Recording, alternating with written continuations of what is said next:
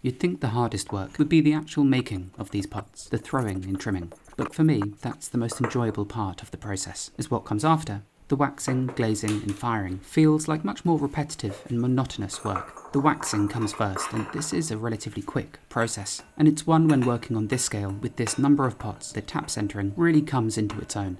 Each one of these bowls simply needs a thin band of wax on the foot, as this will stop the glaze adhering to this part, which should make tidying up the pot a bit quicker. After being biscuit-fied to 1000 degrees, this clay body has just started to vitrify. This means that the particles that make up the clay body have started to fuse. Enough have joined together to harden the material, yet the clay body at this point is still full of channels and holes that water can pass through, meaning that it's a bit like a sponge in some ways. And this is crucial for the next step, which is glazing. As glaze is essentially a whole bunch of different raw materials suspended in water, and when these pots are dipped into it, the water in the glaze gets absorbed into the clay body, and a layer of the raw materials are left on the surface. This is why the wax is so important, as it prevents the water from being drawn in, and therefore the glaze itself won't stick to these parts. At least that's the idea, but the real problem is that this particular glaze has to go on rather thickly, and inevitably, despite the foot being waxed, the glaze will still sometimes cling to that portion of the pot. So after dipping each bowl, I place it onto the tabletop and rock it around like so to get rid of the worst of the glaze on the very bottom.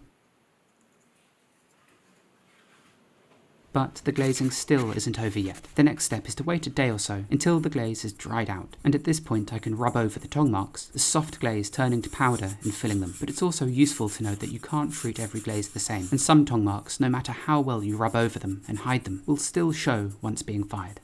Luckily for me, this glaze is rather forgiving, so I can rub over the surface like so to get rid of any of the inconsistencies in the surface.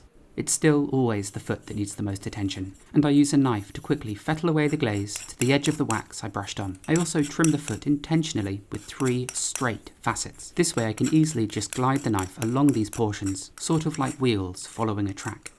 I'm also working over a basin of water that catches all of this excess glaze dust so that I can eventually reuse and recycle it. I then go over this area with a sponge to really neaten up the foot and to make that line where glaze meets clay as crisp as possible. This is the most meticulous part of glazing, but being diligent at this point makes a huge difference on the finished pieces, and it makes them feel professional and well finished.